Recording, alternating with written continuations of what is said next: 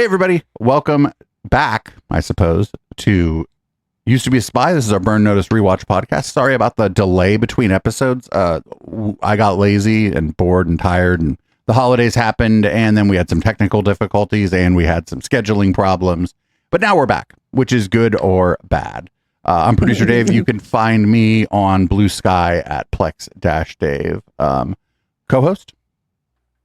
I'm Media Wench. You can find me here at Echoplex Media, twitch.tv/Echoplex Media, or also on Blue Sky at The Media Wench. You can find me on Twitter, because I refuse to call it X, at Ouija Queen, although I never go on there anymore. And if you don't know how to spell Ouija, I don't want you following me anyway. Returning co-host, we have. Hi, my name is Athena. I am odd for Dave and Echoplex Media. I don't use X, aka Twitter, because it's filled with white supremacists, and if you know me, there's a big problem with that and the way I identify. But yeah, you can usually find me modding in Dave and Media Wench's chat. So Hell yeah! So for anybody not familiar, we do a synopsis of the show. This time we actually grabbed it from the fandom wiki for Burn Notice so that I didn't have to write it. We'll see how that goes, because this is, I would say, far more detailed than I would do, and less jokes, less trash talking. So what we do during the show, we look out for some of these things in the show, but they don't always show up, and if we notice other things, we might say them. Anyway, characters welcome. Were there any cool guest stars? Not just like, is there somebody that wasn't on the show last time, but are there anybody famous or cool? We asked, was anybody besides Fiona hitting on Michael? And it says, was Marilyn manipulating people? But last couple episodes, Marilyn wasn't in. But I think the question here might be like, how profoundly is Marilyn manipulating everyone? That might be the question. And then the next obvious question is, did they do any terrorism? It's not an episode of Burn Notice without at least one terrorism, I don't think. it really isn't. Then we got Magic Mike, and that's not the porn star. That is, were there any plot holes where it was not explained how Michael did something, where they just cut to the next scene and all of a sudden he should be dead, but he's not. And there's collateral damage. Did they screw over any random bystanders who had really nothing to do with it? They weren't the client. They weren't, and it was just like during the first episode where he stole that guy's car, or he carjacked that guy. That guy is a primary example of collateral damage. Was Sam Axe extra horny at any point? This is a high bar. This is a high bar.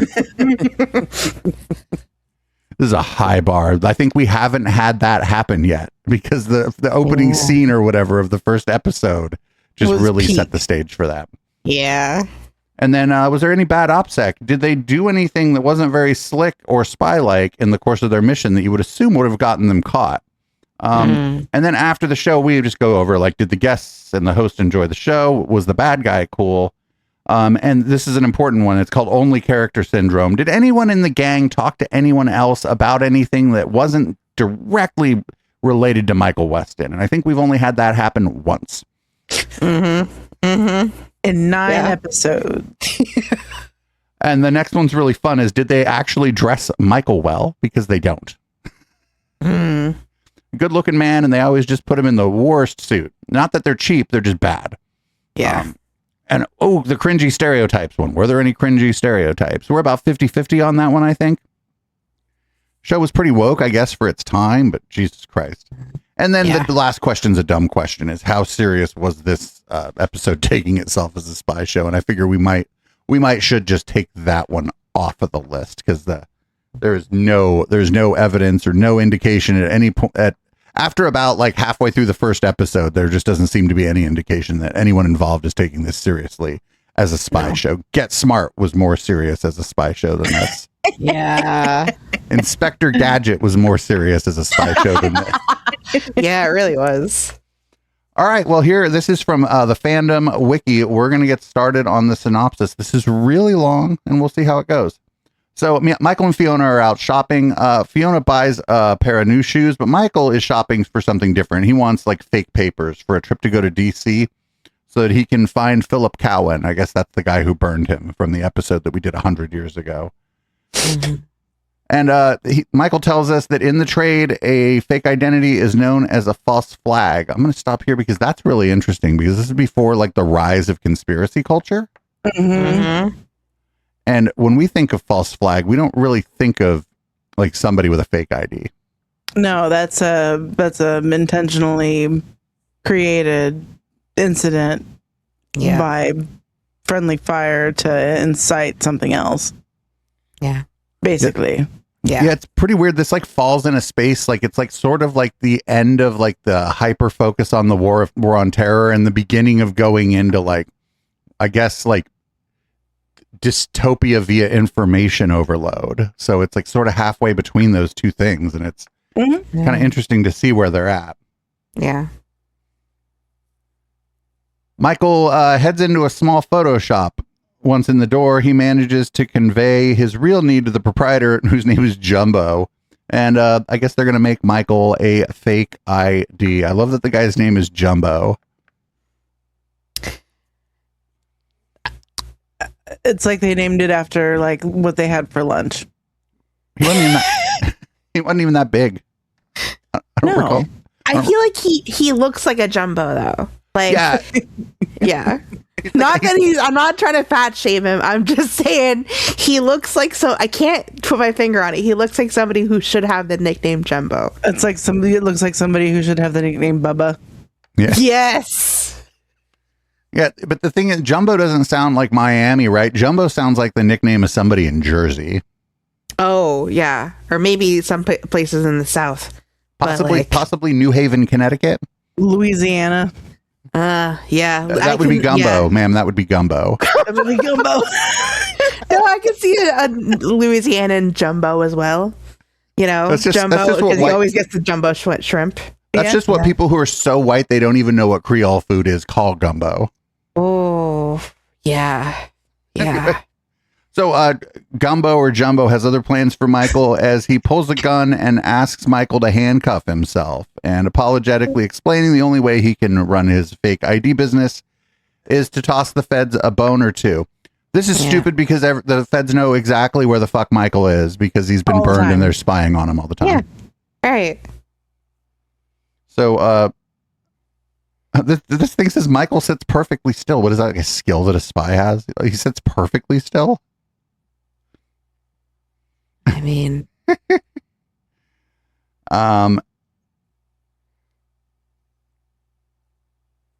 he knows the wisest course of action is to wait for backup before the call can be made to the feds, however, which is what you do. You're like, hey, feds, I have a spy.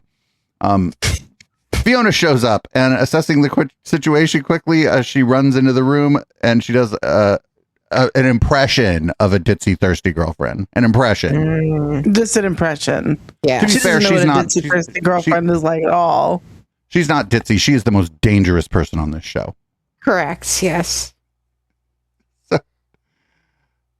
And she like acts like she's showing off her new shoes, and then Jumbo says she can't go into the back room, and Michael starts yelling that Fiona is pregnant, which is funny as fuck. And while Jumbo is caught off guard, of course she beats him with a shoe. Yeah. Yeah. A high heel shoe. That end of a high heel shoe isn't actually that great a weapon, just so you know. No, they will snap off. Yes, they will. Right. So he drops his weapon, and Michael and Fiona escape. Michael is still handcuffed. At Michael's apartment, Fiona sips a beer, which was Sam's going to be really pissed that she drank his beer, and attempts to persuade Michael to take her along to DC. Michael is fussing about his missing set of lockpicks, and tells Fiona that this isn't a vacation, the DC thing. Fiona points out that he will need backup dealing with Cohen, pointing out as she inquires if he'd prefer to have Sam's assistance. Then she gives him a hairpin and says this might help, essentially. And then Michael quickly unlocks the handcuffs with a hairpin, and Michael puts the hairpin in his wallet, which is, did she steal his lockpicks? Is that what's going on here? I mean, she borrowed them. Yeah. Borrowed but never returned. So, Borrowed with the intention to return. Yes. Because Michael doesn't seem like the kind of guy who misplaces a lot of stuff. No. In fact, when he goes to Madeline's place looking for some random artifact from when he was a child, he always finds it in like 1 minute. Mm-hmm. Yeah. Yeah. So Michael meets with Sam and asks Sam if any of his friends can help with a fake identity. And then Sam says anybody he knows is also known to the feds. And then he questions whether or not it's a good idea for Michael to go visit Mr. Cohen. And then Sam suggests Lucy from the first episode. Spy from the first episode. And she'd called with a job for Michael recently, but Sam hadn't mentioned it to Michael since he was so distracted about the burn notice. He further points out that Lucy has people who can provide exactly what Michael's looking for, if not more. Sighing, Michael agrees to call Lucy about the job. And then Michael says, corporations need spies just like governments do. Of course, they're not called spies. They're called security consultants, and they're mercenaries with nice suits. And that is basically Lucy's job. Right. So I think we got a character's welcome here because Lucy, that's Lucy Lawless. Yeah. The person that she refers Michael to, right, is Lucy Lawless. No, that's the blonde lady is who she refers him to. No, Lucy, the corporate person. Isn't that Lucy Lawless? No, I don't think so. I think Lucy Lawless is the help my son's been kidnapped. Weep weep. Well, if I was a good producer, we could find that out. Anyway, Michael gets a job from Lucy, and she also agrees to help him get some fake paperwork. So we meet Evelyn. That's the client. She'd been separated from her husband, Doug, a few months previously. She had worked to keep her marriage together, but the constant fighting amongst the adults had taken its toll on her son, Jasper. Oh man, I hate reading other people's copy. He'd begun to get in trouble at school, and when her husband began to take his frustrations out on the child, she had left him. One day he had gone to school, picked her up, and then her son disappeared. So this is a kidnapping story. Right. And Michael reluctantly or whatever agrees to help. And he says, go ahead. Yeah. He says something about not getting too close because he had a strict abusive father and a mother who has also been abused. So, Oh, one of the things you learn in training is to avoid situations that cut too close. That is, you nailed it. But he doesn't avoid the situation that cuts too close, to his detriment. Yes. Michael returns to the car where Sam is waiting. I guess he couldn't have gone to the meeting by himself. I don't know. Commenting on how good looking the woman is, Sam asks about the job. This does not count as Sam being extra horny. This is like below base level. Yes, correct. Yeah, this is normal horny. Michael doesn't really answer, causing Sam to ask if he's okay. Michael replies in a steely voice that he's going to find this guy. I love these scenes where Jeffrey Donovan tries to turn on the I have a special set of skills kind of voice, right? I love when he does that because it's so out of place for everything else going on in this show. He tries to activate the smolder. I don't think he looks at as much porn as Mulder does. No, not Mulder, the smolder. Okay. Hot angry man. Hot angry man. Yeah. So he's going to use a fake identity. In fact, to the hallmarks of a good false identity, it's harder to create history than to alter it. Plus, the more truth to your lie, the easier it is to remember. I don't know why he needs a fake identity for this. Well, I think Lucy, his friend, is going to set it up for him. And she wants him to get papers. Give me your basic medical and stuff. Because he's going to leave the city, so he needs to be able to reserve a hotel room and stuff like that under a fake ID and fake all that stuff. He's going to be leaving Miami in order so to his do new that. name will be Michael Heston.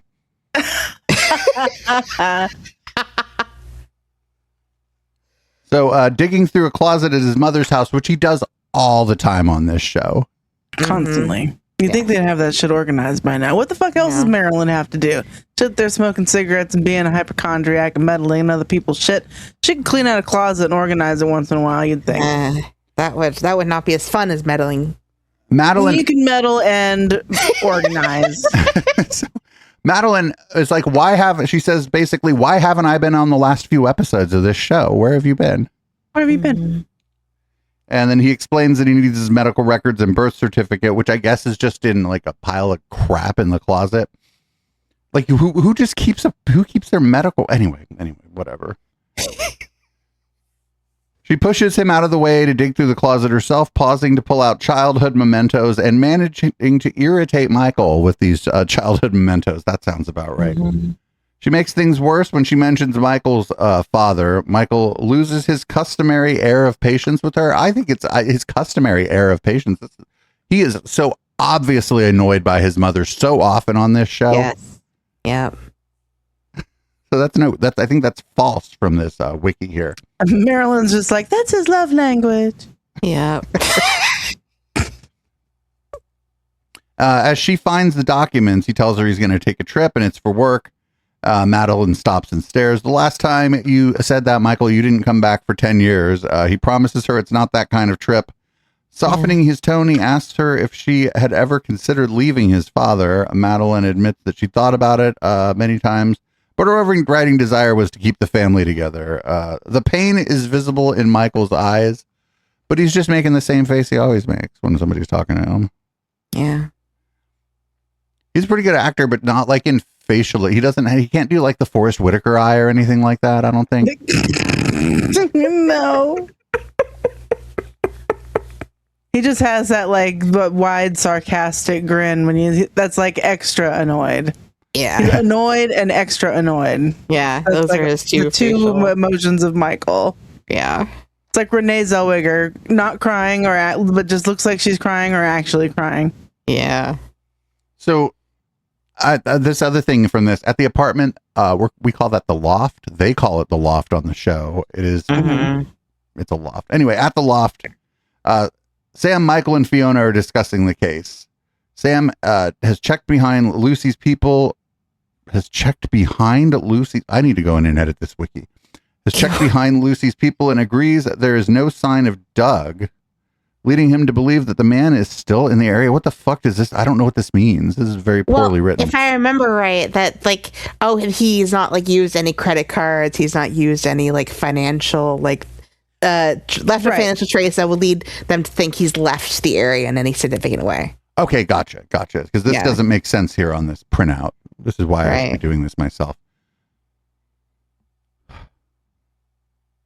But the man works for Greenway Worldwide Cargo, which just happens to be under investigation by the ATF for possible connections to organized crime. Michael thinks this is great.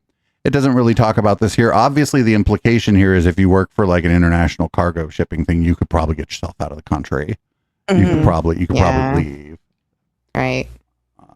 Sam isn't quite finished. The U.S. Attorney's Office is involved as well. Michael seems a bit distracted and announces that he's going back to speak with Evelyn. Sam asks why he would do that since he had just spoken to her, and Fiona mad. Yeah. Fiona's like, wait a minute, something's not right here. Yeah. So Michael...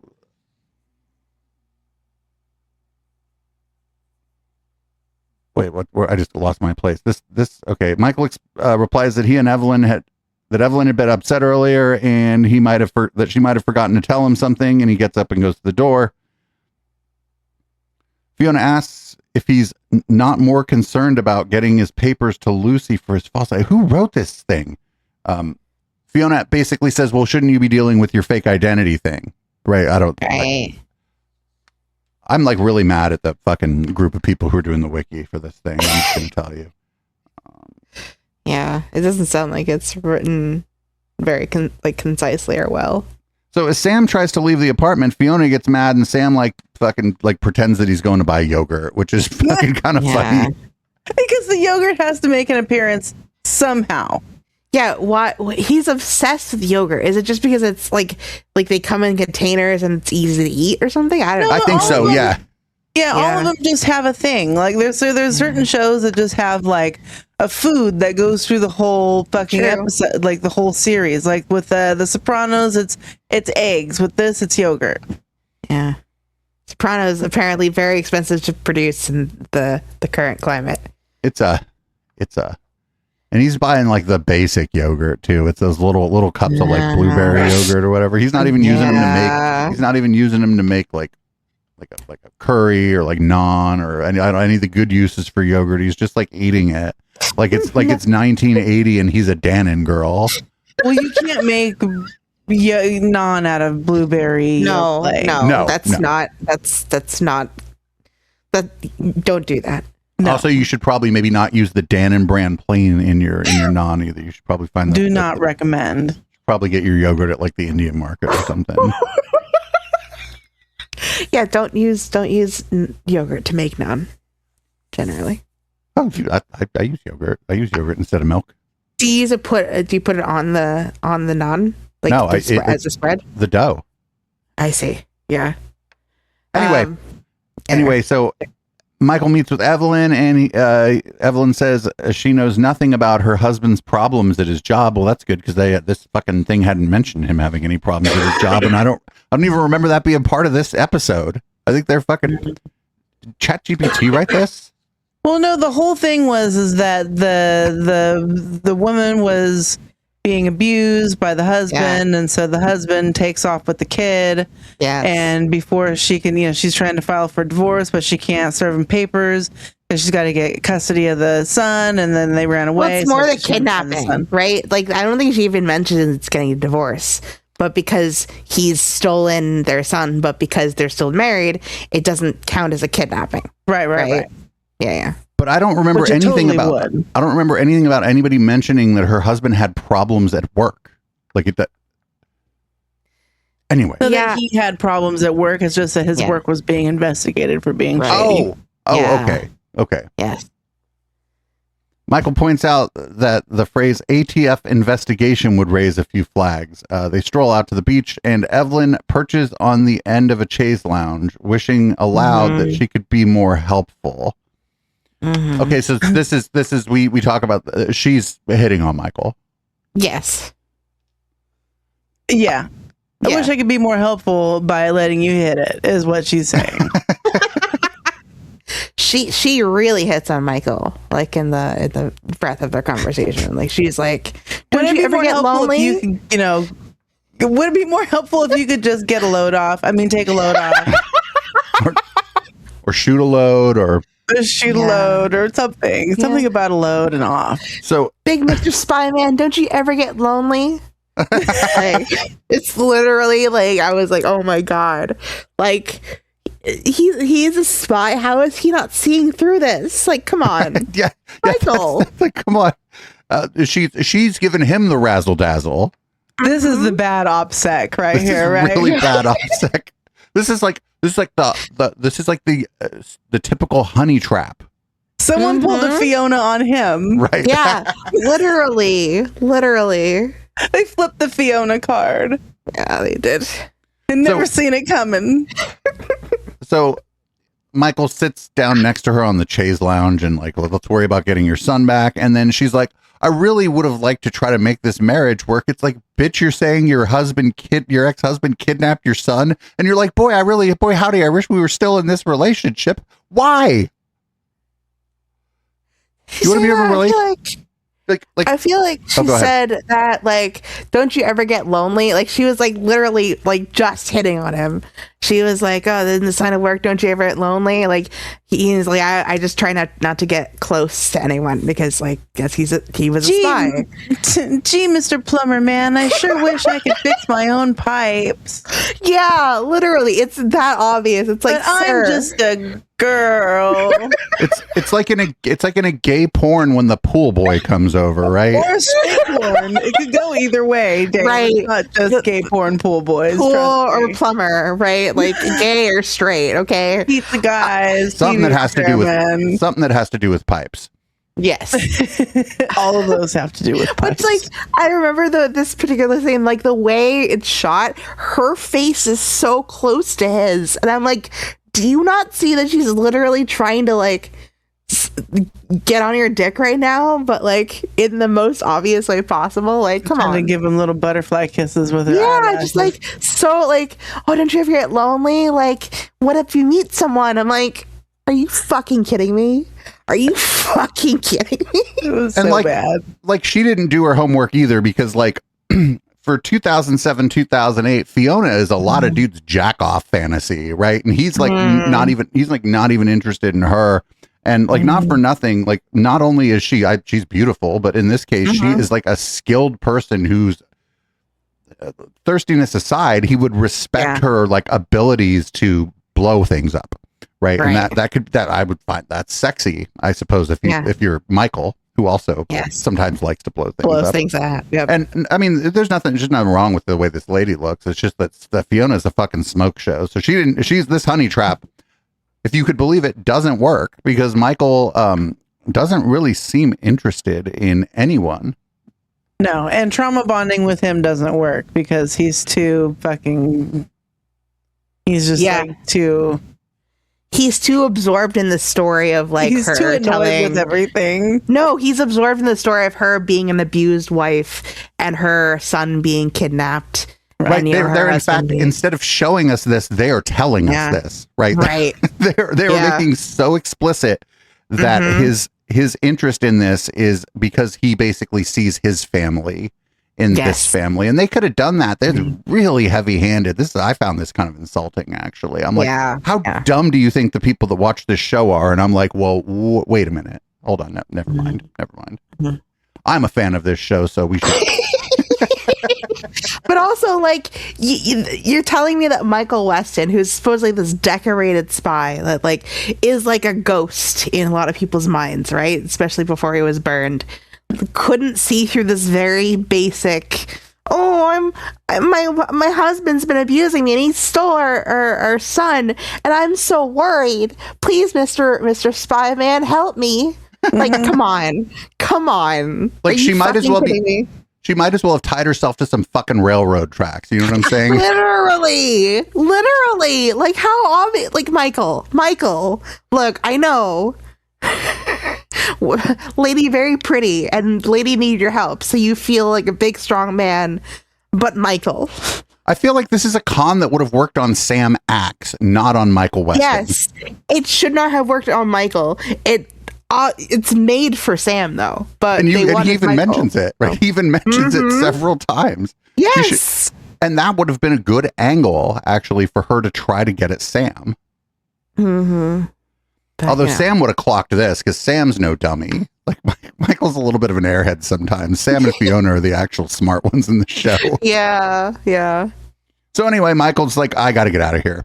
He's like, this lady's thirstier than Fee. And he tells her that he'll call later, and he's going to go to check out Doug's house, which, I don't know, that seems like, do you think he's there? Because that would... Then you would have found the fucking kid already. Like, what are you talking about? Like, oh, did anybody think to check his house? Oh, they've been home the whole time. Well, I wonder if he's like, he thinks the guy is maybe dumb enough to leave some clues behind. I'm like, I am going to, the keys. I'm going to, like, whatever, Right. Like, Michael comes to check out my apartment, and he's like, I have blackmail on this guy. This guy sometimes smokes a cigarette in his apartment.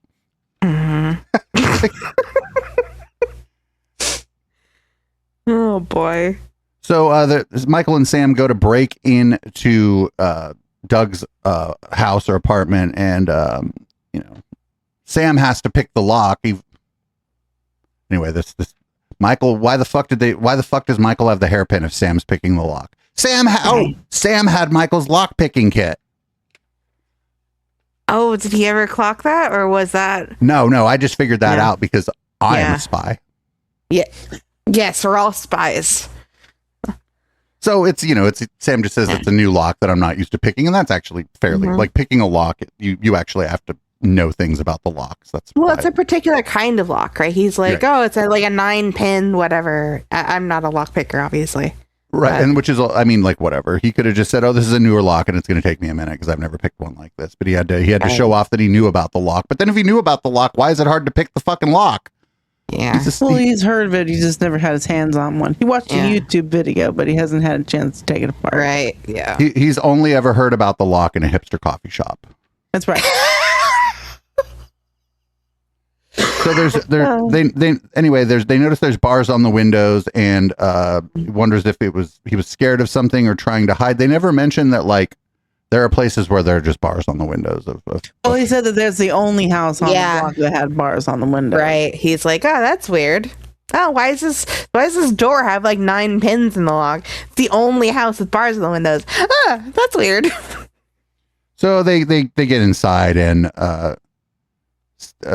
Doug hasn't left much of interest, and Sam sorts through some junk mail and magazines. Maybe there was a porno mag that Sam kept. We don't know this. I'm gonna assume that happened. In a short time, they hear a car pull up outside, and they have 2 guys with guns heading to the door. Checking the back of the house, Michael sees more of the same, and then they kick. Michael's like, if you're trying to escape a house that people are trying to kill you in, the doors are an obvious way to get out. And so they kick an AC unit out of the wall and jump out where the AC unit was. And then they leave. I think this is Magic Mike, because just because you got outside the house doesn't mean the goons might not fucking see you. Right. Especially if you are dumped on the same side of the house as where the guys are. Right. This wasn't some fucking palatial mansion somewhere where they had gone to like the east wing of the house. It was like a normal house, like whatever, but bigger than my fucking apartment. Jesus Christ. But yeah, again, they don't explain like what happened after that. But whatever. They're magic. The goons were stupid. Michael and Fiona pull up in front of Evelyn's place. I wonder how much time Fiona's been spending just staking out Evelyn's place anyway. Right? All of it. Yeah. She's like, every waking minute. All of this is wrong. I don't trust it. And then and Fiona's like, oh, a damsel in distress. Even Fiona, well, not even Fiona. Again, Fiona and Sam are the ones who are fucking actually smart in this show. She's like, oh, damsel in distress, you say? Maybe Fiona was on to Homegirl from the beginning. Yeah. And Evelyn had called and said there was emergency, so what did Fiona expect him to do? And then Fiona's like, be a knight in shining armor, of course. Michael introduces Fiona to Evelyn, who pulls down her sunglasses to reveal a black eye. Michael demands to know what happened, and she says, well, I don't know. I think your girlfriend beat me up. No. And we were just jumped by 2 men who were waiting by her car. Fiona wants to know how many men. Evelyn thinks there were 2. And Fiona presses her because Fiona doesn't believe this homegirl here. No. Michael cuts Fiona off by saying they were probably the same guys that had showed up at Doug's house earlier. I mean, if you gotta rent some goons, you might as well like rent them for a couple jobs. You get a fucking goon volume discount. Yeah, right. Evelyn starts crying. Be afraid of anybody who can cry on command. Although if you get punched in the face, you could cry. And that she's sad that her poor son has been caught up in the middle of this mess. She lays her head on Michael's chest. When Michael makes no move to withdraw from her, that's not what happened. Michael just stood there like nothing was happening. Yeah. Yeah. No deer in the headlights look or anything. He was just like, I don't know. It's like, well. And then Evelyn looks up to apologize for causing a problem, and Michael begins to look uncomfortable. Michael always looks uncomfortable. Michael always looks like he's constipated. Yeah. So Michael and Fiona go back into the car, and Fiona demands to know what happened to the trademark Weston emotional distance. She put her head on his chest, and he just sat there like just looking into the distance. That's emotional detachment. Yeah. It's like if somebody needs some real emotion from me and they're having a rough day, I'm like, I'm the same way, kind of. Black hole of empathy is I'm working on it. I'm getting better at it. Right. I'm getting better at it. Good. So Michael suggests it's better if he finishes this job on his own. Oh no. Like, get out of here, lady. I'm gonna get laid. And Fiona agrees. He offers to drive her home, and Fiona gets out of the car and slams the door very loudly and begins walking home. This is going to be like, there's like a bunch of time. This is like the second or third time that Fiona's like left somewhere instead of catching a ride home from Michael. Yeah. I mean, she's resourceful, you know, like if she's bad with Michael, I feel like there are times where she'll refuse the ride from him, even if that means walking. Well, she begins walking down the street. Yeah. So, meeting with a jubilant Sam, Michael learns that Sam has tracked down Doug by recalling the outdoor themed magazines in the house. Well, that's good because there's not a lot of outdoors in Florida. Oh, God. Yeah, you might have to drive a few minutes to see some outdoorsiness in Florida. So deciding that he might usually hide where he feels comfortable, Sam had summarized that Doug might be at a campground. All right, well, I mean, I know Florida's a city, but you get outside of Florida, and I presume there's campgrounds all over the place. Oh, sure, yeah. Oh, a Coast Guard friend of Sam. Sam, like, knows all these people in the federal government. A Coast Guard friend of Sam had spoken with a friend in the Parks Service. Like, what do all these government employees just have, like, a Slack channel or something? Doug's license plate was registered at the Mangrove Campground in the Florida Keys. The catch is that Sam is unable to accompany Michael. Like, this is before, like, I think a lot of this stuff was computerized. So I'm just wondering how they found this. Yeah, I wonder. It does seem a little bit like Magic Mike, right? Where everything just lines up the right way. And they're suddenly able to find this information. But to be fair, like they had to do some kind of like unbelievable bullshit, right? If they were going to find this guy, if he was in like some random campground outside of Miami. Yeah, true. So Michael goes to pick up Evelyn, who can't believe he has located her son and husband so quickly. As he opens the car door for her, she kisses him on the lips and whispers, "I knew I could count on you." Man, you know what, dude, listen, I know Michael's doing all this off the books and it's totally illegal, but this is an unprofessional way for a client to deal with somebody they've hired. Yeah. Also, huge red flag. Like, she's thrown down like multiple red flags, and that's the biggest one of all. Like, dude, if someone was thankful, but like they had been distressed for that long, they wouldn't really kiss you. Right. You know, like it's not going to be that response. So this next line, Michael looks pleased. No, he didn't. Michael didn't look pleased. He just the same face he's always got. Yep. He starts to place his gun in the glove compartment, and an alarmed Evelyn asks if he intends to take the gun anywhere close to her child who has been abducted. Yeah.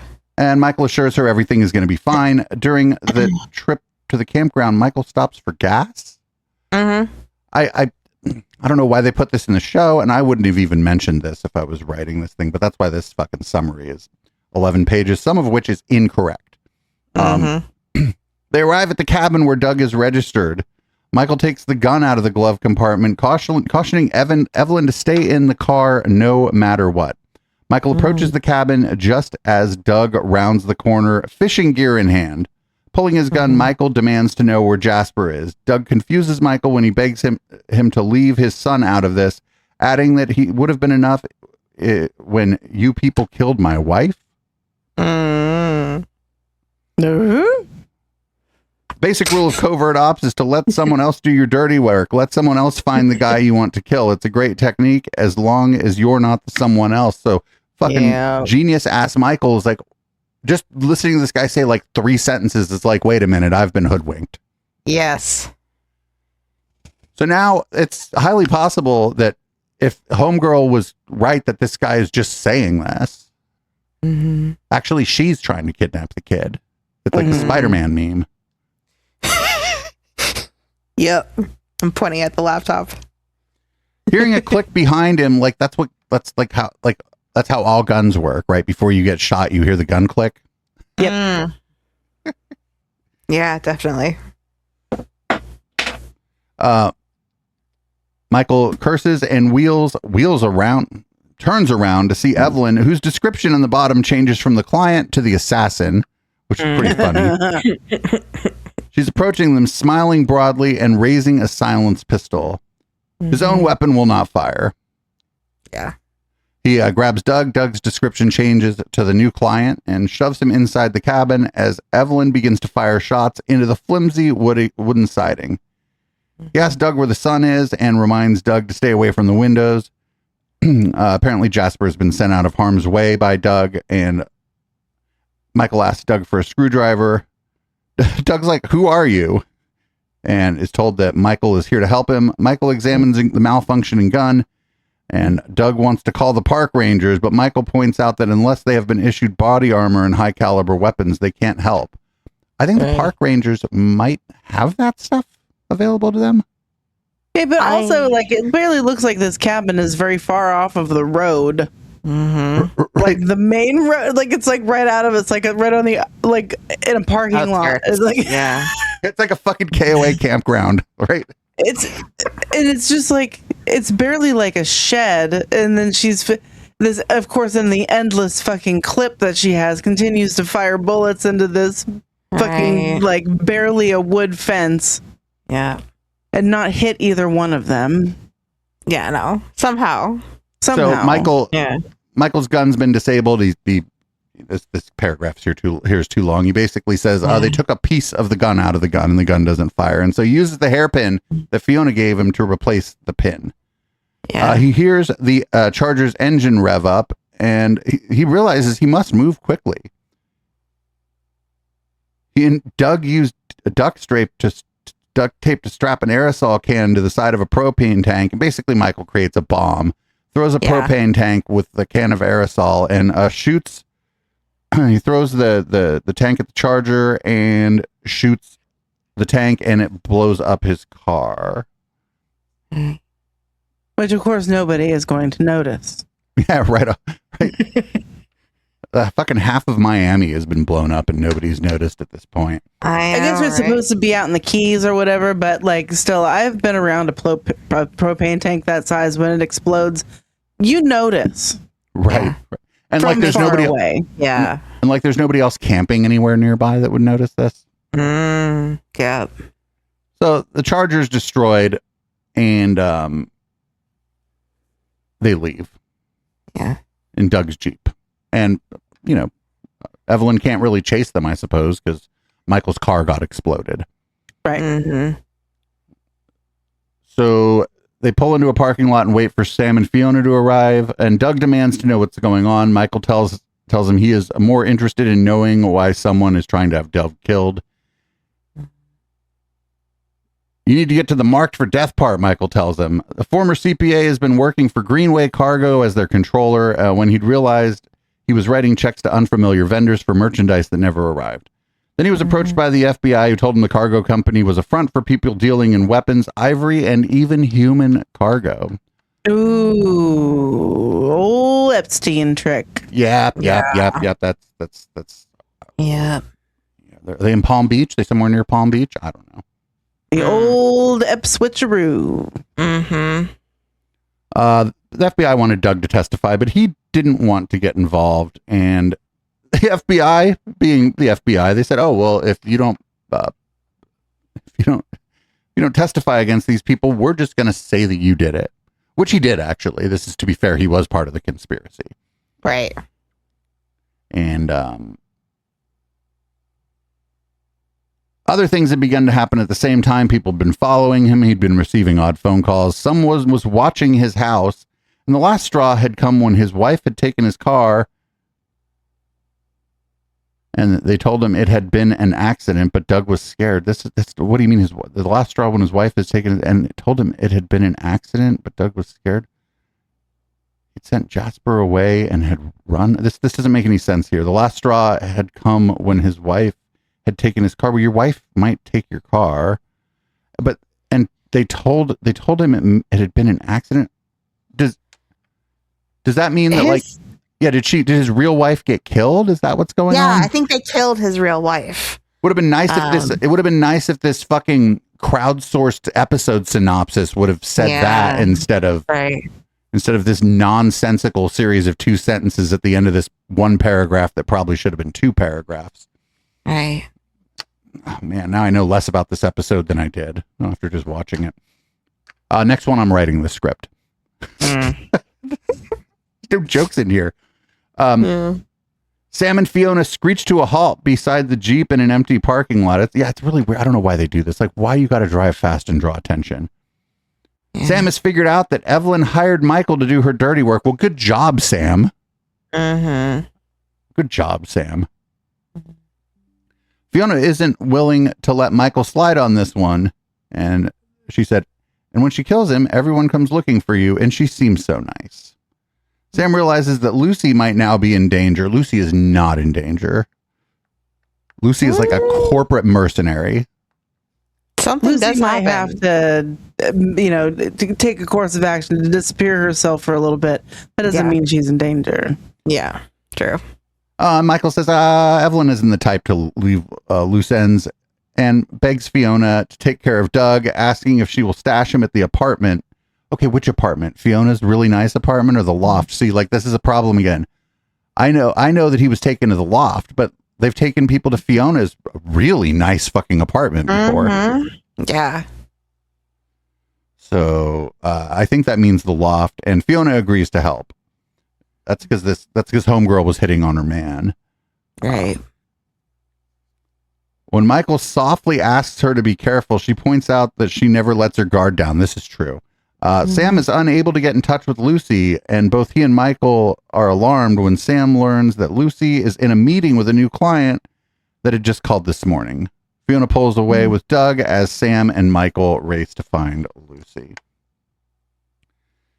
As they pull up in front of Lucy's office, Michael's cell phone rings and nods to Sam. It's Evelyn. Of course it's Evelyn. Sam peels off to search the area, and Michael keeps Evelyn on the phone until he spots her sitting calmly at an outdoor cafe. Wait. So Lucy took a meeting at an outdoor cafe right across. It just happens to be right across from her office where they can see her. This is stupid. Again, bad OPSEC. Yeah. Well, on Lucy's part, like if it's a new client, on everybody's part. Everybody's part, except for Evelyn, I guess. She's like, these people are idiots. Yeah.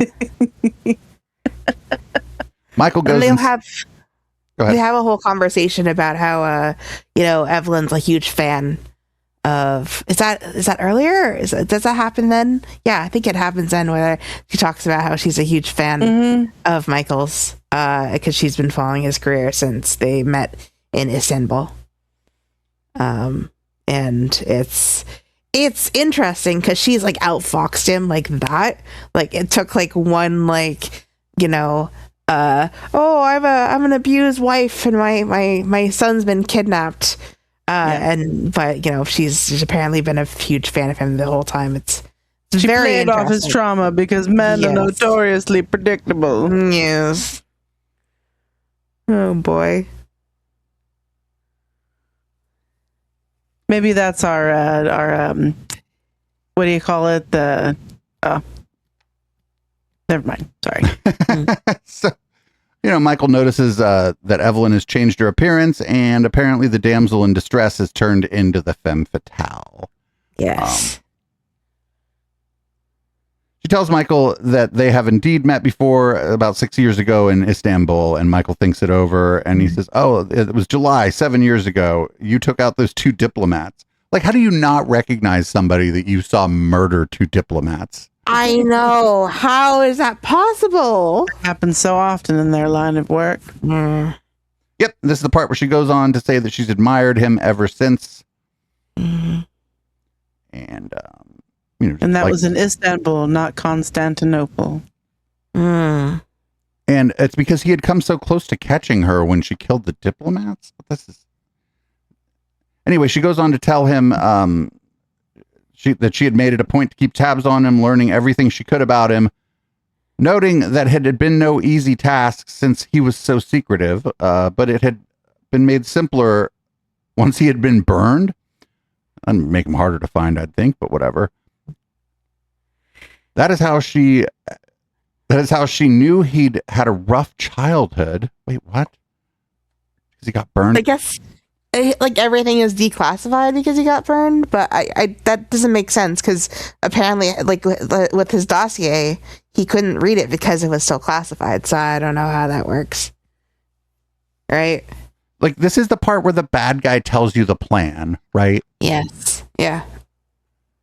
Where they like tell the plan. She says, aha, we had found out that you had a rough childhood and I knew that you would take this job.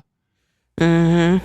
And then she offers to split the fee for finishing the job for killing Doug. And Michael tells her she needs to walk away. And she tries flirting again, but Michael isn't moved like he was moved before by any of this. Mm-hmm.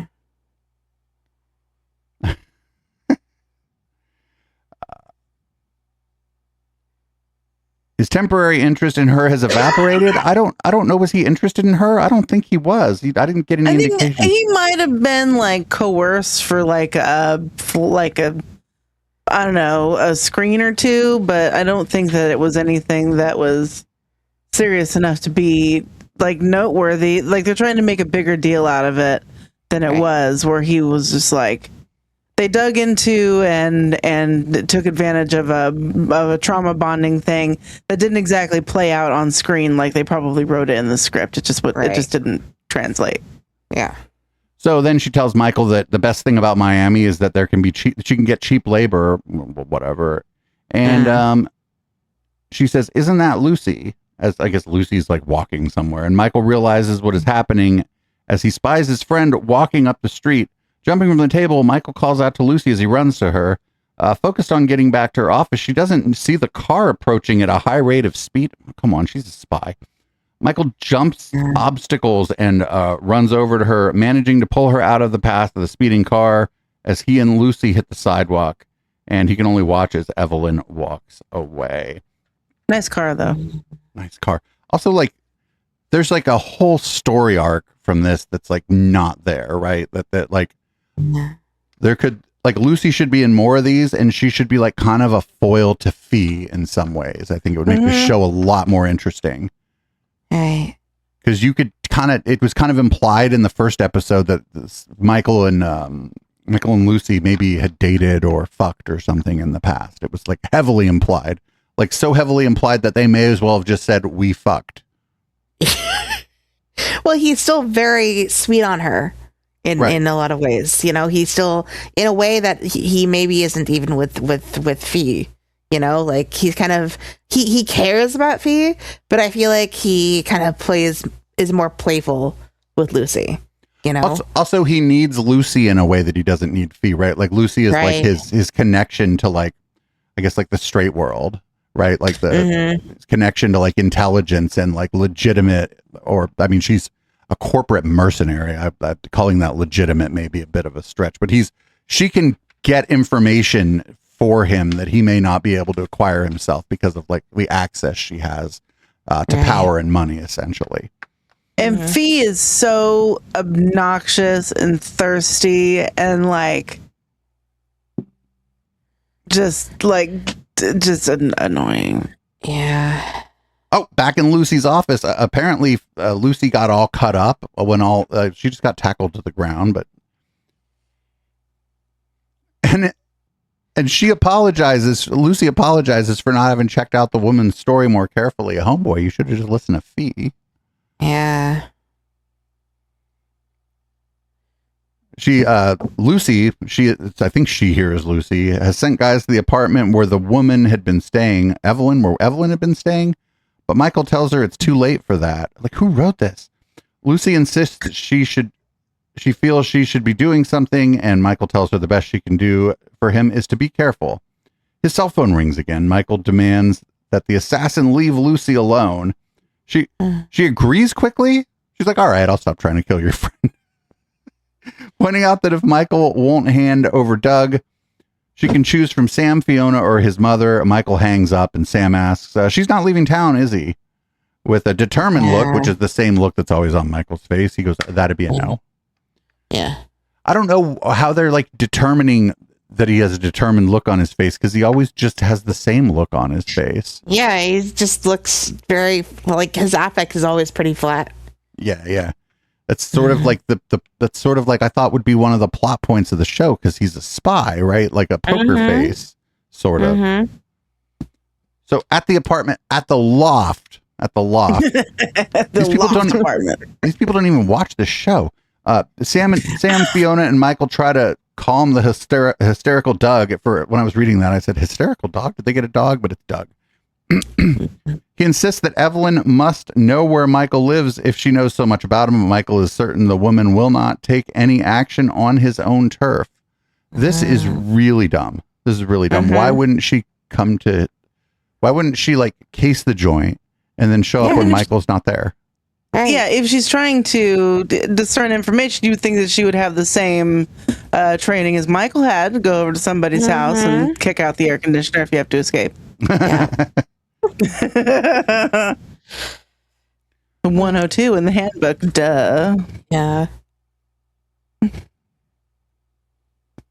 So, Sam and Fiona are agreeable to helping Michael, but then, Michael still wants to protect Doug. But then Michael realizes that all she has to do is get to his mother or brother. Like, I don't care if he kills Nate. Or even track down Jasper. Well, we don't know where Jasper is. It seems like Doug has pretty good fucking OPSEC here, actually. Nobody knows anything about where the fucking kid might be. So good for Doug. Yeah. Maybe Doug should be the spy. The show should be about Doug. Plot twist, main character switch. Right. So Fiona suggests killing Evelyn, which I don't know, Fiona could probably do that, I think. I think she's pretty good at killing Evelyn. And she goes, ammunition is cheap. Well, Fiona's a gun runner, so she probably steals it. Yeah. That makes it free. Yeah. Michael doesn't like the idea, but for once, Sam agrees with her. They can't all just sit still. Michael has a different plan in mind. They're going to turn Doug over to the U.S. Attorney's office and get him into witness protection. First, Sam has to make arrangements with the U.S. Attorney's office for the exchange the following day. Sam volunteers to go to Madeline's house and make sure her house is secure as well. And Michael asks Fiona if she will plan an armed escort for the trip to turn Doug in. Fiona silently complies, and Doug's apartment hasn't changed much from when Michael first met him, and he is asked to stay away from the windows. Aren't they at Michael's apartment? Anyway, whatever. Yeah. Sam assures Madeline that his visit is purely precautionary, but Madeline isn't easily fooled, unlike Michael. Demanding to know what is going on, Sam clumsily makes an excuse to spend the night on her couch. She has a guest room. She is astonished to hear that someone has been making threats against her. Picking up the shotgun Sam has brought along, she handles it with surprising skill, adding that she might have an old Remington that belonged to Michael's father. Hell yeah. She's like, I'll shoot him. Yeah. So, Fiona returns. It says from tucking Doug. I thought it said Fiona returns from fucking Doug, but that's not true. Not this episode. Nope. Fiona returns from tucking Doug into bed like Doug is a child, as Michael is repairing his gun. She's glad to hear that Sam has made the arrangements for handing Doug over to the U.S. attorney the next morning, but isn't willing to let Michael off the hook about his reaction to Evelyn. He tries in vain to preempt her by telling her that she was right and he was wrong, but Fiona has a different point to make. You think you can let the job be who you are, all you are, but you can't. She tries to make him see how he'd been fooled by the assassin's apparent neediness, implying that he has held Fiona herself at arm's length because of her strength and passionate nature. I'd say it's mostly the passionate nature part, actually. Yeah. He keeps her around because of her strength and her that she's fucking willing to kill a motherfucker on a moment's notice. Right. She asks if he still plans to go to DC and deal with Cowan, which is interesting because we'd all forgotten about that part of the plot, but Fiona remembered. He is pointing out that he has to let Cowan know that he can be gotten to as easily as Michael himself. Fiona still insists that he will need her help. Michael puts her off by reminding her how dangerous it will be. She's willing to take the risk. Giving in to Fiona in his own way, Michael reminds her that everyone he cares about, everyone he is close to, is in danger now. Accepting this tiny admission that he does care about her, Fiona picks up the hairpin he has removed from his gun and replaces it in her hair as a look of acknowledgement passes between the two of them. These people are like these people are this thing is pretending these people are better actors than they are. That's true. Yeah. Sam arrives at the loft the next morning, assuring Michael that his mother is safe, adding that when he left, she was propped up in a chair with a shotgun ready to shoot anything that might come through the door. Fuck yeah, Madeline. Yeah. Remember, Madeline, the postman knocks twice. Don't go postal on the post office. Yeah, don't. Those poor people have enough to deal with. So this is Michael's little spy tip. Assassination is 1% shooting, 99% preparation, anticipating moves, devising approaches, recruiting sources, finding the perfect opportunity. So the bullet is almost an afterthought. And usually that's when a target is on the move, when there are too many variables to control them all. I'm sorry, what did they do? Call Evelyn and said that Doug was turning state's witness and that they were taking him to the like, how did Evelyn know this? They didn't call any. I mean, Sam called the U.S. attorney, right? Right. Mm-hmm. Which is weird because I guess Sam knows the U.S. attorney too. I mean, who in the government doesn't Sam know? Maybe Sam burned Michael. Sam gives Doug a bulletproof vest to wear during the ride. Doug is alarmed to see that the bulletproof vest is used, has a hole in it, and Sam brushes this off with a joke. You could have this thing is 11 pages long. You could have told us what the joke is. I broke it in for you. That's the joke. They're ready to leave as soon as all the weapons have been double checked. Doug attempts to thank Michael for saving him, but as ever, Michael brushes him off by telling him that he can thank him by keeping his head down and staying away from windows. Homeboy, you're about to put him in a car. A car is all windows. Yes. It is almost all windows. Just all windows. They get underway. Sam's car is in the lead. So Michael does a spy tip. There's two ways to lessen the risk: an armed escort, taking an unpredictable route to your destination, having a backup and trailer car. But ultimately, as long as the assassin knows where you're going, they have the upper hand. Again, how the fuck does she know what they're doing? Right. Yeah. There's no way for her to know. She's tapping his phone or whatever. Yes. Evelyn is positioned on a rooftop overlooking the building where Doug is being taken as the cars pull up. She watches through the scope as Sam, Doug, and Fiona exit the cars. So Michael says it's impossible to stop an assassin. The best you can do is control when the best opening is. Mm-hmm. And Michael magically, because she magically figured out what they were doing, Michael magically was on the rooftop. Yeah. And Michael just gives her the razzle dazzle until he knows she no longer has a clear shot. He tells her to put the rifle down and she complies, asking how she knew he would be up there, since she can count at least 6 locations with a better view of the door than of the door. Oh, well, whatever. It's the door. Anyway, The door. You know, the one they stole from the Capitol, the door. Yeah.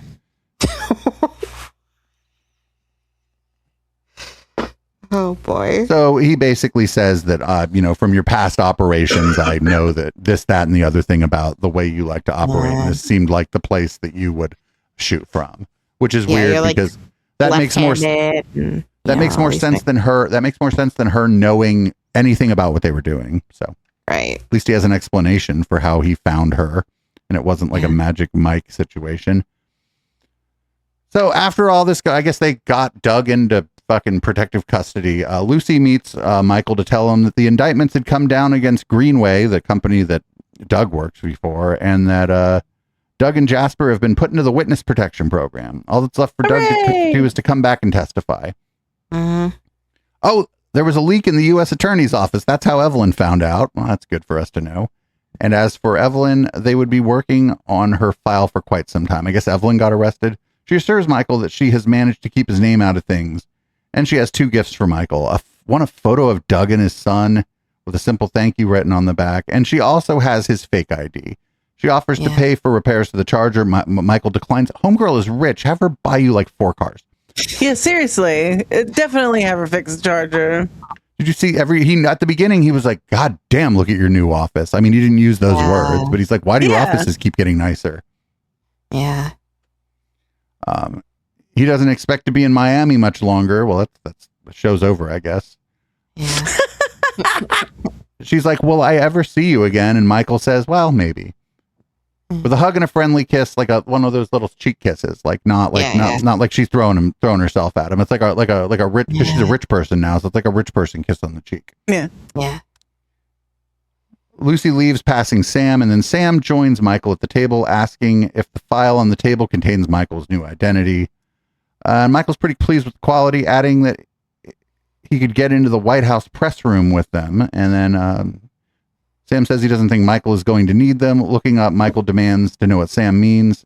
Sam has heard from a friend he has to keep an eye out on the burn notice situation. It seems that Philip Cowan is coming to Miami to see Michael. Michael asks what that means, and Sam admits that he does not know. Well, Michael's like, I have to get the charger fixed after all. Like, what would you weren't going to DC forever. No, his like ability to be like, I don't need a car in a country that like privileges car ownership. I'll just steal cars. And like, if you had to steal a car every single day, like you would get caught eventually. Like it's just like only a matter of time before you like just get caught for Grand Theft Auto like several times over. But if it was Grand Theft Auto, Michael's, whatever it is, all the stars or whatever would be full, because they've like, I don't know what the thing is, but like when the cops are coming for you, that would be what's going on here, because they've blown things up. They've like, you can't just fire guns in Miami and like nobody notices. Right. No, especially not out in front of a nightclub. Or all the number places, right. You can't fire a gun and just be like, that's just a normal thing. When Somebody I mentioned on stream before we started this show, when I mentioned on stream that we were going to do this, somebody's like, "Oh, isn't that propaganda?" And I'm like, "No, because the cops are too stupid to even figure out there's a fucking terrorist organization above a nightclub in Miami." Yeah. It's not propaganda. No. The only way in which it could be considered propaganda is, I suppose, that Sam uses his coziness with federal law and local law enforcement sometimes to get things done. Yeah. But also, that just makes those people Sam's bitches. Like, yeah, I mean, they're potentially all dirty, you know? It's just like one more resource that they can use if they play it right. Right. Right. And also, it's just to fill plot holes or whatever, I think, right? We need information the police would have. Well, Sam has buddies in the police. All right, cool. Yeah. Sam has a lot of buddies, but you don't ever see him ever with any of his friends. No. I think his only real friend is Fiona. Oh, and Madeline. Pretty much. And Madeline, definitely Madeline. Yes. So I'm definitely writing the script for the next one, because that script, like some of the stuff, it was, I feel like somebody might have used AI in that, but also like some of it like was like, it's like run-on sentences, and there were just falsehoods in that.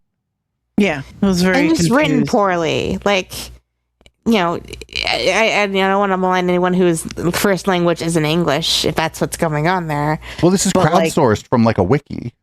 Yeah, but like it just seemed like it was written from the perspective of someone who didn't quite know what was going on in the show. It would make total sense if it was AI. Some of it reads like an instruction manual from a product from Temu. Correct. Yeah. Yes. Oh boy. So I think we were both wrong. I think that the homegirl Lucy, her name is that Lucy Liu? No, it's not. I looked up her name too. I think the character's name is just Lucy. The character's name is Lucy. Yeah. And Lucy Lawless is the other one, I'm pretty sure. Do we know who the actor is? Anyway, she's good. Huh. Well, never mind. No characters welcome. I don't think the Evelyn, was that Lucy Lawless? I don't know. Yeah, I'm pretty sure it was Lucy Lawless. Okay. I don't know. This is a great podcast. We're fucking TV people. Yeah. But anyway, so Lauren Stamil, Agent Pierce is Lauren Stamil. Right. Agent, that's Lucy. That's Lucy, I'm pretty sure. Lucy right? Pierce. Lucy. Yes. Oh, huh. Yeah. Well, anyway, so yeah. I don't know if the other lady was Lucy Lawless. We'll say she was, and there's a cool guest star. Well, and then, Lucy Lawless was in like Charlie's Angels, and she was in. That's Lucy Liu. Lucy Lawless is Xena. That's right. Yeah, but that's Lucy Lawless playing Evelyn. No. I don't know. Let me look this up. I'm pretty sure it was. Let's see here. And notice. Season 1. Too many fucking Lucy's. I know, right?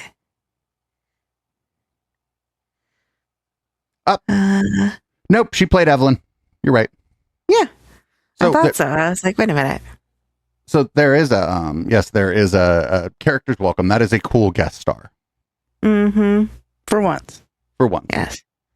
Okay, so we've brought this show back with a bang or a whimper. I'm not sure. You're welcome, and we're sorry. Yeah. What I learned there is I thought that like because it was like crowdsourced that it was going to be like good and accurate, but what I learned is like crowdsourced is just like probably one person wrote that. Yeah.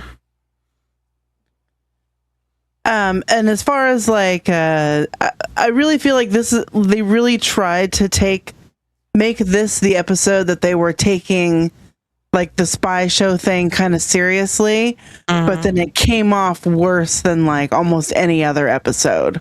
Yeah.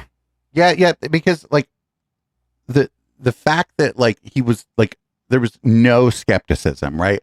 He's good. He's a good looking guy. He still is. He's zaddy now, as the kids would say, right? But the fact that this lady, like, if her kid was just fucking kidnapped and shit, that she would, in the process of trying to get her kid back, just throw herself at some fucking like gun for hire seems like a strange behavior. Yeah, that's not a thing. Yeah. Right. Like in the James Bond movie, he waits till he's done everything to like possibly sexually assault the person or whatever. Yeah. Right. Yeah. You gotta have standards. Jesus. Or like in the show, in that show, that horrible sexist show Boston Legal, where James Spader's character, he waits till after he wins the trial to fuck his client in the elevator, right? Like she just threw herself at him from the jump. Yeah. Like I was saying earlier, this would have been a better plot line for like could have been like a Sam forward one where Michael was brought in like later. Right. And then it would have made sense to be like, hey, Sam, you shouldn't trust every woman that fucking throws herself at you. Right. And Sam is like, but pussy. Yeah. This episode, this could have been a good episode, right? Yeah. It had the potential to be a good episode. And then it decided. The fact that she used to do intelligence operations with them, they could have used that. She could have said, oh, you know, the past is the past. I'm retired. I don't do that anymore. I'm a fucking accountant now. Yeah. Right. That even if she would have turned on him or whatever, that would have been better than like, please fuck me, which is which is Fee's job. Right. And then once in a while, Fee gets her way, and then it's awkward for the next 3 episodes. Right. Right. Michael should just hook up with Sam instead. My God. It seems like it would be less complicated. At least you know exactly what Sam's in it for. Right. Sam wants pussy and her dick in this situation. Sam is in it for the prostate massage. Yeah. Correct. Maybe Michael should have hooked up with that art dealer from the first episode. I don't know. Seriously, he was super interested in him too.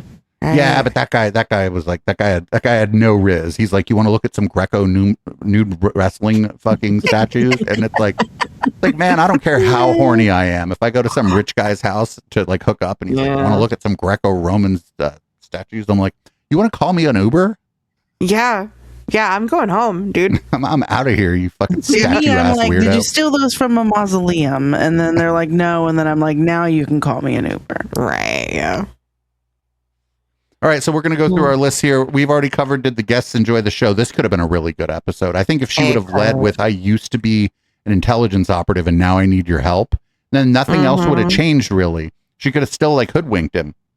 And then it would have made sense more that she was like throwing, I don't know. They could have like played up that they used to be like foes or whatever.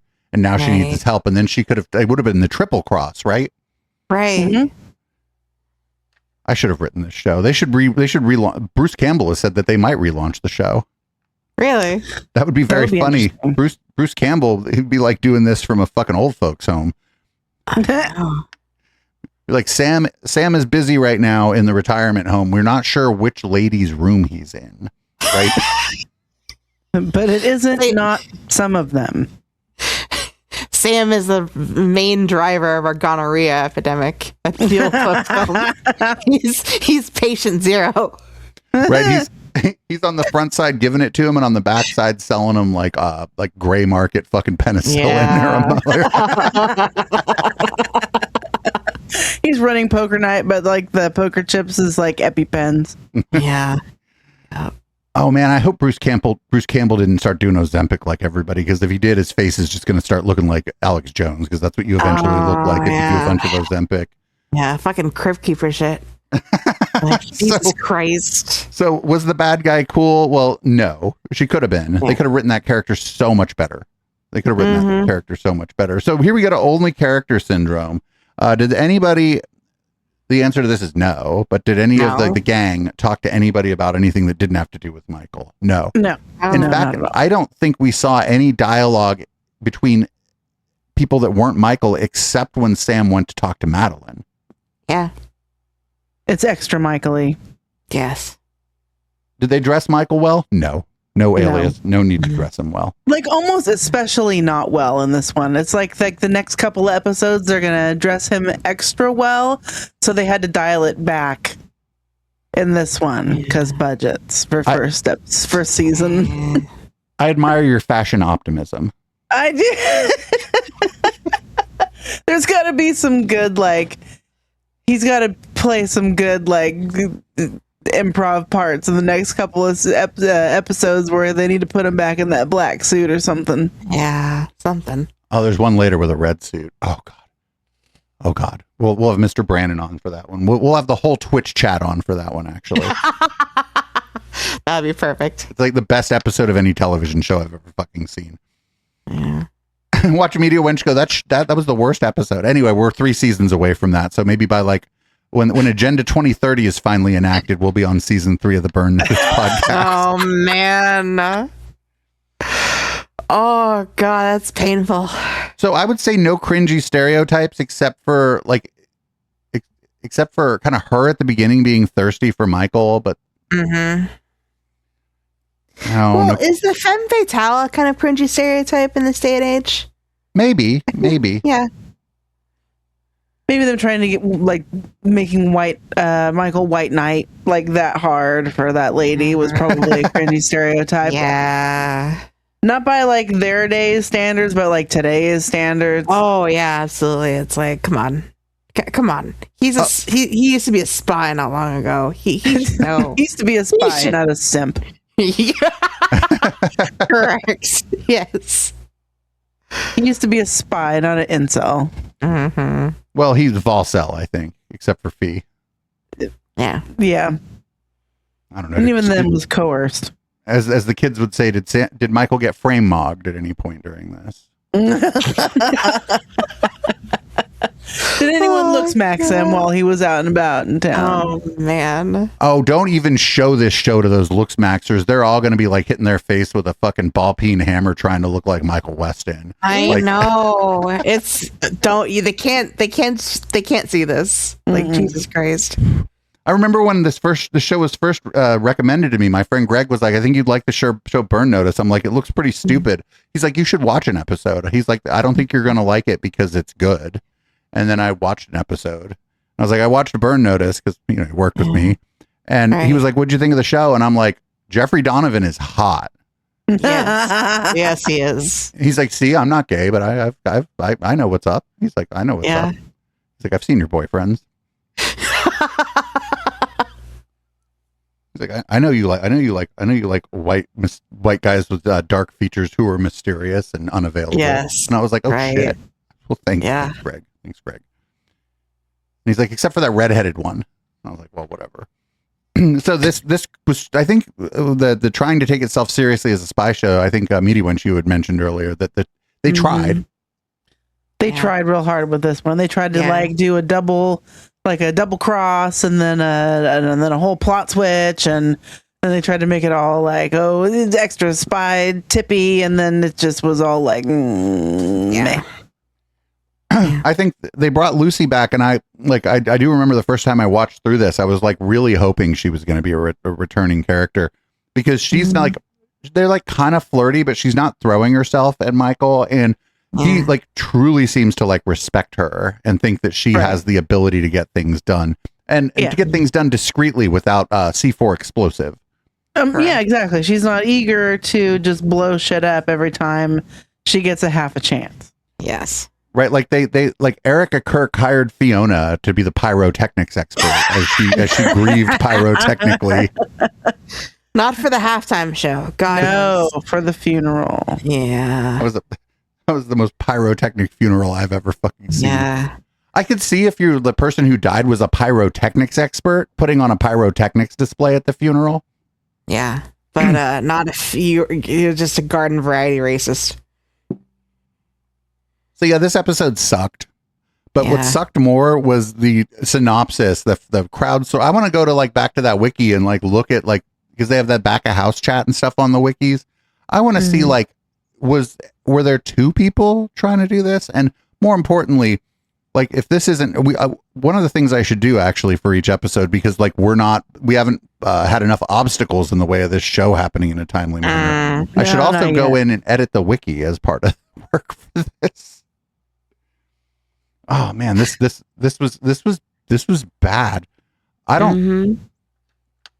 didn't really remember this. I don't think this show really picks up and starts becoming like fun to watch in any sort. I mean, I think it becomes more like the A-Team and MacGyver like in the second season. Yeah. Is the first season the roughest watch then? I think usually with most shows it is. Yeah. So was this was this episode worse than the one with the daughter and the mother? No, that's the worst one so far. Oh God. That was weird. I'm just glad that fucking 16-year-old girl or whatever that was hitting on Michael, he didn't like reciprocate. That's good. Yeah. Actually, that was that episode. That was the only realistic part, kind of, was that fucking teenage girl would like have like a crush on Michael, right? That was reasonable. This was possibly almost as bad as that episode, though they did blow up the charger. They did, which is always. I feel like when they blow up the charger, or wreck the charger, it's almost like. Like they do it always very what's the word, like impressively almost. Yeah, like it's always a big explosion, and it's kind of neat in a way that the car is like a character in the show, sort of like on Knight Rider, except that they should have made the car talk. Actually, they need to leave the car alone. They just need to let it be pretty and get them away when they are in a chase and stop blowing it up. Quit fucking with it. Just leave the car alone. It's already been through enough. Yes. It's a classic. It's probably worth some money, and it's kind of showy and ostentatious. I think they should sell it and buy like a 2-year-old gray Toyota Corolla so that like, they blend in. Well, that's the thing, right? Like I've heard about like being like spycraft is like you don't want to stand out. Like it's not necessarily the hot person or the like very striking looking person that might be a spy. It's like the person that looks completely normal that you wouldn't necessarily think twice about. Right. So wouldn't be memorable. Right. Like the car, like, and the same with like, you might not want to drive like a super flashy car because people will remember that car, So. I'd suggest that's probably like one of like 2 or 3 cars like that in all of Miami at this point. Because that was like sort of like a status symbol car in its day, so they probably didn't produce that many of them. And like, come on, they were all hot rodded out and shit. The cars are all gone. It's an old car. So far, my favorite character in the show though is the car. Yeah. And then Lucy. Car did nothing wrong. The car did nothing wrong. So I guess that's the show. Hopefully the next episode is better. It's hopefully 11 and 12 aired together, right? Because they were like a big season finale. Oh yeah. So maybe my synopsis of it will be fucking 11 pages, but that'll be because it's like 2 hours of burn notice. Yeah. The thing they did in the marketing too at the end of the season is they'd be like 1 week until final notice, and it's like, stop it. That's so cheesy. I don't know. Maybe come on. maybe the marketing people were like aware of kind of what was going on with the show. Anyway, Well, they probably were. I guess that's the episode. Thanks for listening, podcast people. If you want to get the video of this, which I don't know why you'd want the video of this episode. I don't know why you'd want to pay for this particular episode. You can get it at patreon.com/echoplex or at eplex.store. And for the love of Burn Notice, could somebody out there go through and fix the fucking wiki on fandom for this? 'Cause Oh man, yeah, that synopsis is quite bad for Yeah. it be 11 pages. Like Jesus Christ. yeah. And the fact that I'm bad at reading other people's copy probably didn't help either, but that's just the way it goes. So anyway, thanks podcast listeners. Bye. Bye. Bye.